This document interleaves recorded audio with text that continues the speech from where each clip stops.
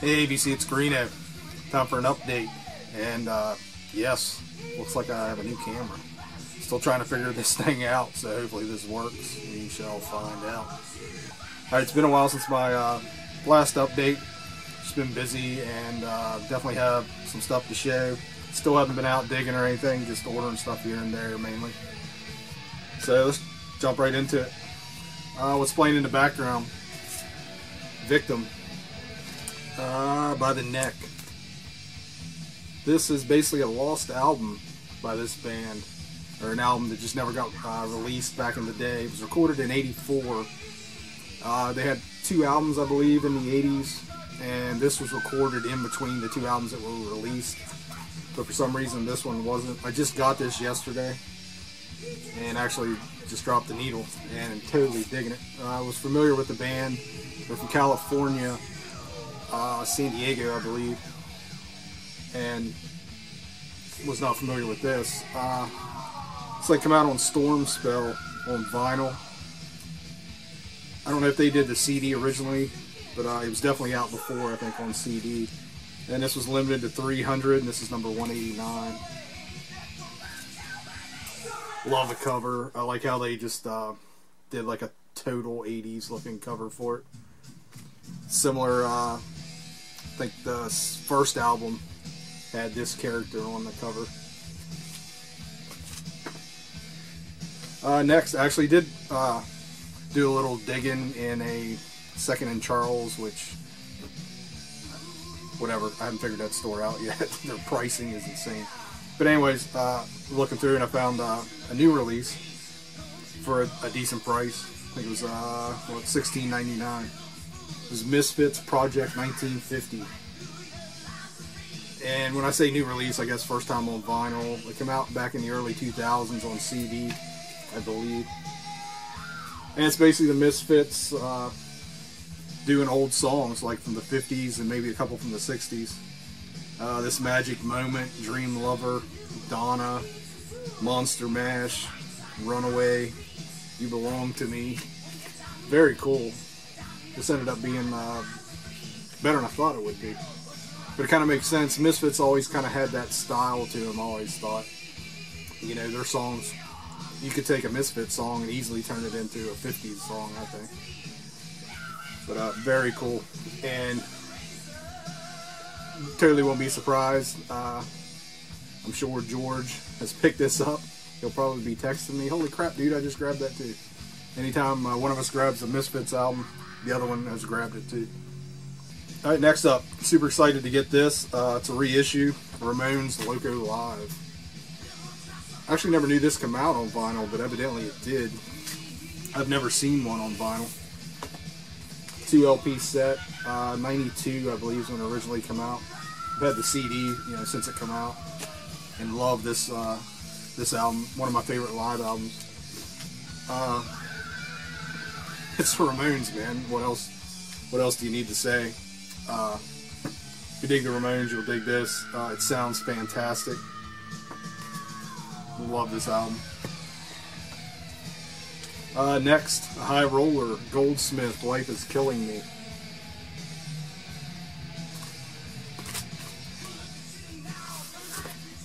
Here's the label. New wave of British heavy metal, early 80s. They released one single that's very hard to find, very sought after, and very expensive, of course, now. But those tracks are on here along with more recordings from that era. Very cool. More on the hard rock side. Yeah, I mean, they're not like a Maiden or Saxon or something like that sounding. But killer. Really, really dug this. Next up, a few 70s hard rock reissues. Garen, get your pencil ready. Just kidding, man. First, May Blitz, the 2nd of May. This was the second album from May Blitz. I believe they were British 3-piece. Cool stuff. I have an original of their first album, May Blitz, but I was never able to come across this one. This is on a Karma, along with High Roller, when it comes, High Roller does the 80s stuff, and Karma does the 70s stuff, man. Just incredible pressings. And I don't know what their deal is. I don't know if they're still around or not. I heard they were out of business, but new pressings keep popping up. I don't know if they're official or what, but I mean, they're fantastic. They're done very well. So I would be surprised if they are bootleg. But this originally came out in '71. Karma did this in 2003.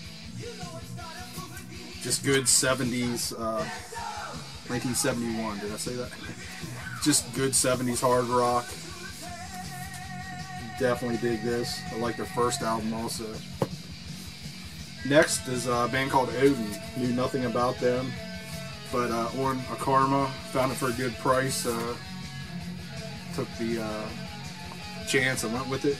This was from 1972 also, or almost 71, whatever. Karma put this out in 2005.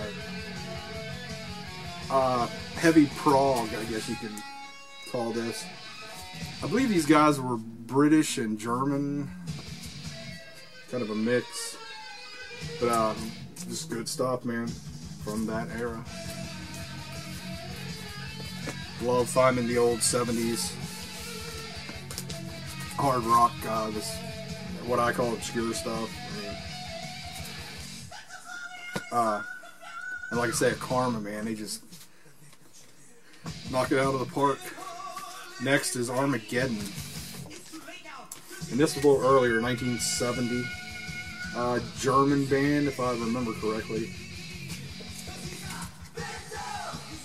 Pretty cool, and actually I probably need to listen to this one again. I don't remember it as well. I'm thinking it was a little thin sounding. This isn't on a Karma. This is on missing vinyl. I also got a few things just been pulling out of the collection to listen to. One was Fisk, Tracker, French metal band. It's like 84 or something. On Mausoleum. I don't know, I can't see it now. Early 80s. I think this was their first album. Just cool metal from that time.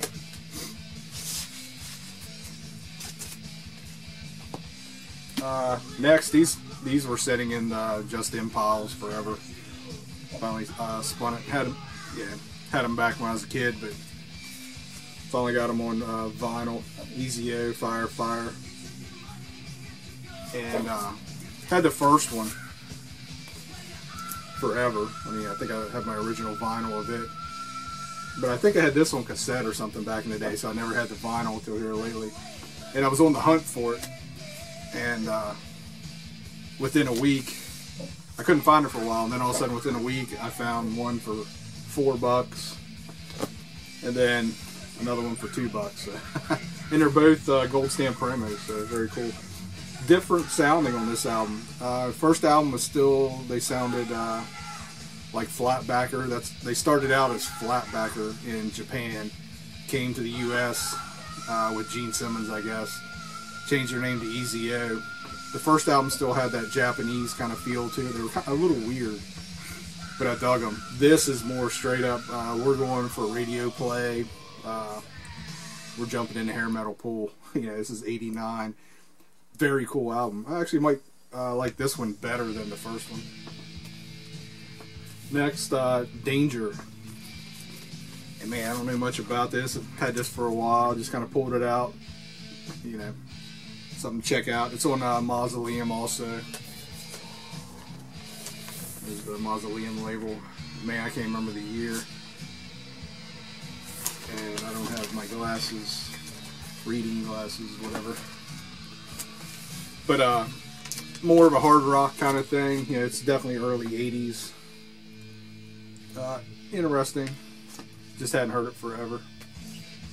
And pull this out, just a classic Overkill, Years of Decay. This was the, what, 89, I believe?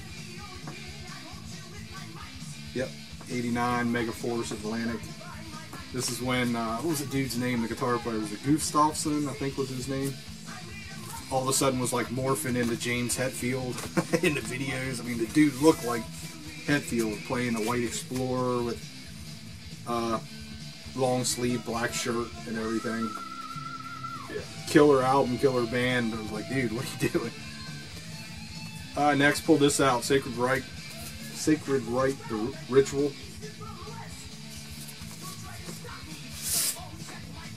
These guys were from Hawaii. Second album, if I remember correctly, from '85. Just killer metal. Yeah, good band.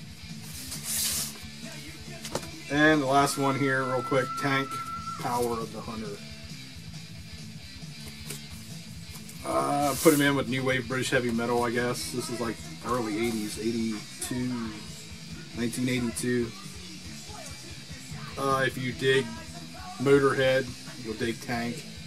Same kind of deal. Maybe not as